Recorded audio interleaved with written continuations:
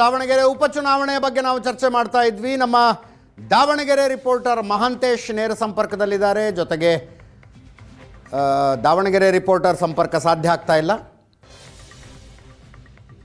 ಆನಂದ ಬೈದನ ಮನೆ ನಮ್ಮ ಜೊತೆಗೆ ಕೆಲವೇ ಕ್ಷಣಗಳಲ್ಲಿ ಜಾಯಿನ್ ಆಗ್ತಾರೆ. ಎಸ್ ಪ್ರಶಾಂತ್, ನಾವು ಮಾತಾಡ್ತಾ ಇದ್ವಿ ಮುಸ್ಲಿಂ ಅಭ್ಯರ್ಥಿಗಳ 24 ಮುಸ್ಲಿಂ ಅಭ್ಯರ್ಥಿಗಳ ಕಣದಲ್ಲಿರೋದು. ಅದೇ ನನಗನ್ಸುತ್ತೆ ನೋಡಿ, ಅನೇಕ ಚುನಾವಣೆಗಳಲ್ಲಿ ಮುಸ್ಲಿಂ ಬಾಹುಳ್ಯ ಕ್ಷೇತ್ರಗಳಲ್ಲಿ ಮುಸ್ಲಿಂ ಅಭ್ಯರ್ಥಿಗಳು ಕಣದಲ್ಲಿರ್ತಾರೆ.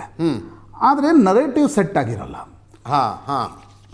ಈಗ ನೀವು ಸೆಟ್ ಆಗಿದೆ. ಕಲಬುರ್ಗಿಗೆ ಹೋಗಿ ನೋಡಿ, ಹುಬ್ಳಿ ಅಂತ ಕ್ಷೇತ್ರದಲ್ಲಿ ನೋಡಿ, ಬಿಜಾಪುರದಲ್ಲಿ ನೋಡಿ, ಶಿವಮೊಗ್ಗ ನಗರದಲ್ಲಿ ನೋಡಿ, ಮಂಗಳೂರಿನಲ್ಲಿ ನೋಡಿ,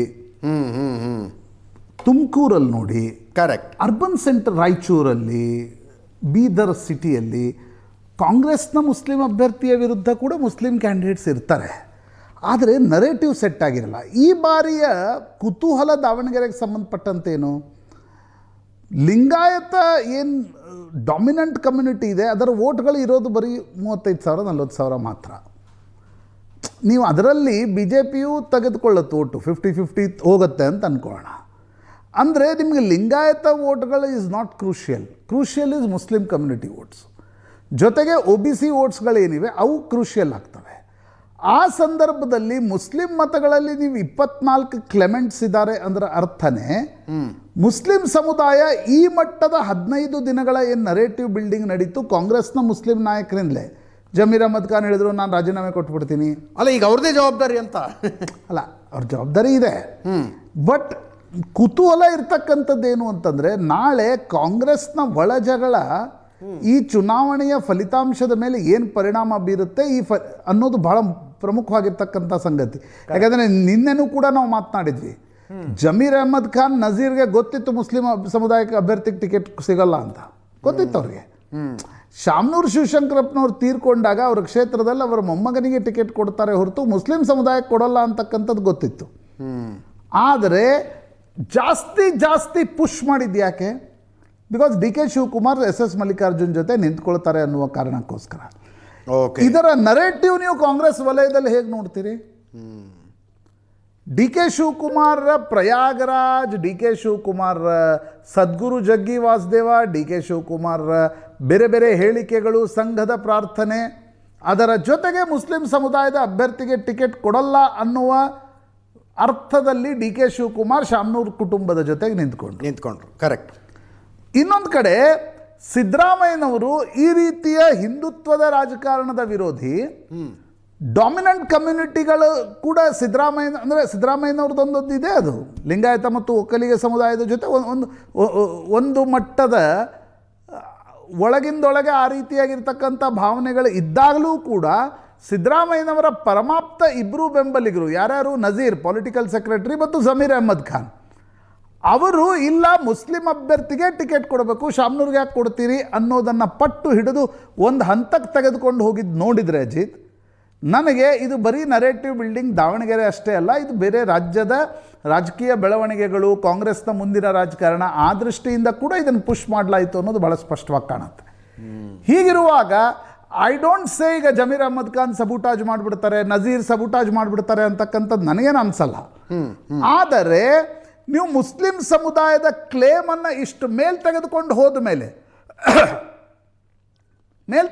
ಈಗ ವಾಟ್ ಹ್ಯಾಪನ್ ಇನ್ ಮುಂಬ್ರಾ? ಹೌದು, ಮುಂಬ್ರಾದಲ್ಲಿ ಏನು ನಡೀತು? ಸಾರಾ ಶೇಖ್ರ ತಂದೆ ಅಲ್ಲಿ ಜಿತೇಂದ್ರ ಆವ್ಹಾಡ್ರ ಬೆಂಬಲಿಗನಾಗಿದ್ದ, ಹೌದು ಅಲ್ವಾ? ಜಿತೇಂದ್ರ ಆವ್ಹಾಡ್ರ ಕ್ಷೇತ್ರದಲ್ಲಿ, ಮುಂಬ್ರಾದೇವಿ ಕ್ಷೇತ್ರದಲ್ಲಿ ಸಾರಾ ಶೇಖ್ಗೆ ಟಿಕೆಟ್ ಕೊಡಬೇಕು ಅಂತಕ್ಕಂಥದ್ದನ್ನ ಕೇಳಿದಾಗ ಅವ್ರು ನಿರಾಕರಿಸಿದ್ರು. ಇವರು OIC ಪಾರ್ಟಿಗೆ ಹೋಗಿ ನಿಂತ್ಕೊಂಡು ಗೆದ್ರು. ನಂತರ ಹೇಳಿದ್ರು ಕೇಸಾಲಗ ಅಂತ ಕೇಳಿದ್ರು.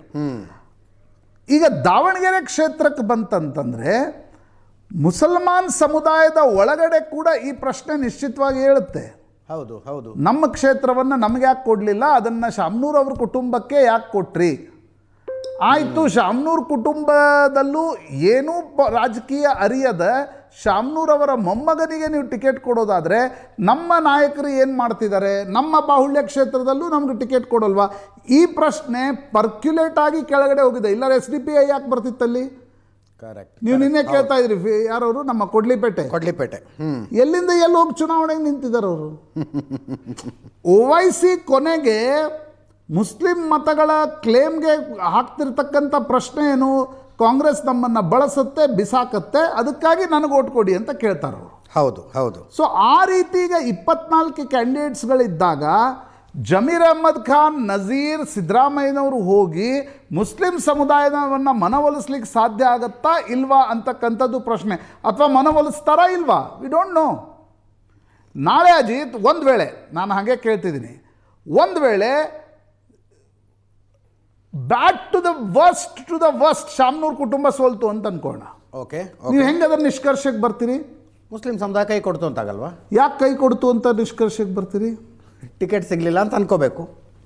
ಟಿಕೆಟ್ ಸಿಗಲಿಲ್ಲದಿದ್ದಾಗ ಯಾರು ಟಿಕೆಟ್ ಕೊಡು ಅಂತ ಹೇಳಿದ್ರು, ಯಾರು ಟಿಕೆಟ್ ಕೊಡಬೇಡ ಅಂತ ಹೇಳಿದರು. ಹಾಗಾಗಿ ನಾನು ಹೇಳಿದ್ದು ಇದು ಕಾಂಗ್ರೆಸ್ನ ಒಳ ರಾಜಕಾರಣದ ಮೇಲೆ ಇದರ ಪರಿಣಾಮ ಉಂಟಾ ಇಲ್ವಾ ಅನ್ನೋದು ನಿಮಗೆ ಫಲಿತಾಂಶದ ಮೇಲೆ ನಿಶ್ಚಿತವಾಗಿ ಅವಲಂಬಿತವಾಗಿರುತ್ತೆ. ಎಸ್. ಹೀಗಾಗಿ ಈಗ ಸಿದ್ದರಾಮಯ್ಯನವರ ಬಣ ಕೇವಲ ದಾವಣಗೆರೆಗೆ ಸೀಮಿತವಾಗಿ ಮುಸ್ಲಿಂ ಅಭ್ಯರ್ಥಿಗೆ ಟಿಕೆಟ್, ಈಗ ಈ ಪ್ರಶ್ನೆಯನ್ನು ಅಜಿತ್, ಈ ಪ್ರಶ್ನೆಯನ್ನು ಬೇರೆ ಕಡೆನೂ ಕೇಳ್ಬೋದಿತ್ತಲ್ಲ ಮುಸ್ಲಿಂ ಸಮುದಾಯ. ಹೌದು, ಕರೆಕ್ಟ್. ಬೇರೆ ಜಿಲ್ಲೆಗಳಲ್ಲೂ ಮುಸ್ಲಿಂ ಬಾಹುಳ್ಯ ಕ್ಷೇತ್ರಗಳಿವೆ, ಅಲ್ಲಿ ಮುಸ್ಲಿಂ ಟಿಕೆಟ್ ಕೇಳ್ತಾ ಇಲ್ಲ ನೀವು. ದಾವಣಗೆರೆಗೆ ಮಾತ್ರ ನಾಯಕತ್ವ ಬದಲಾವಣೆಯ ಪ್ರಶ್ನೆಗಳು ಬಂದಾಗ ಈ ಮಟ್ಟಕ್ಕೆ ಇದನ್ನು ತೆಗೆದುಕೊಂಡು ಹೋಗಿರಬೇಕಾದ್ರೆ ಅದರ ಹಿಂದೆ ಏನಾದರೂ ಒಂದು ಕ್ಯಾಲ್ಕುಲೇಷನ್ ಇರುತ್ತೆ. ಈಗ ಜಮೀರ್ ಅಹ್ಮದ್ ಖಾನ್ ಸುಮ್ಮನೆ ಏನೋ ಕ್ಯಾಲ್ಕುಲೇಷನ್ ಇಲ್ಲದೆ ಏನೋ ಮಾಡ್ತಾರೆ ಅಂತ ನನಗಂತೂ ಅನ್ಸಲ್ಲ. I know Zameer very well. Yes. ಹಾಗಾಗಿ ನನಗನ್ಸುತ್ತೆ ಅಜಿತ್, ಇದರಲ್ಲಿ ಒಂದು ಒಳ ರಾಜಕಾರಣದ ಸುಳಿ ಇದೆ.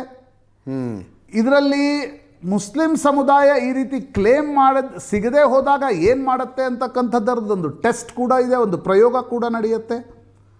ಇದರಲ್ಲಿ ಕಾಂಗ್ರೆಸ್ ನೋಡಿ 2023 ಚುನಾವಣೆಯಿಂದ Congress has become the sole proprietor of Muslim votes. ಹೌದು. ಯಾಕಂದರೆ JDS ಮುಸ್ಲಿಂ ವೋಟ್ಗಳ ಮೇಲಿನ ತನ್ನ ನಿಯಂತ್ರಣವನ್ನು ಕಳ್ಕೊಂಡ್ಬಿಡ್ತು, BJP ಜೊತೆ ಹೋಗ್ತೀವಿ ಬರ್ತೀವಿ ಅನ್ನುವ ಕಾರಣಕ್ಕೋಸ್ಕರ. ಹೌದು. ಹೀಗಿರುವಾಗ ಶಾಮ್ನೂರ್ ಮಲ್ಲಿಕಾರ್ಜುನ್ ಅವರ ಪುತ್ರನಿಗೆ ಹಠ ಹಿಡಿದು ಟಿಕೆಟ್ ಕೊಟ್ಟಾಗ ಮುಸ್ಲಿಂ ಸಮುದಾಯ ಹೇಗೆ ಅದನ್ನು ರಿಯಾಕ್ಟ್ ಮಾಡುತ್ತೆ, that is also test to be done in Davanagere ಅಂತ ಅನ್ಸುತ್ತೆ. ಅಬ್ಸಲ್ಯೂಟ್ಲಿ.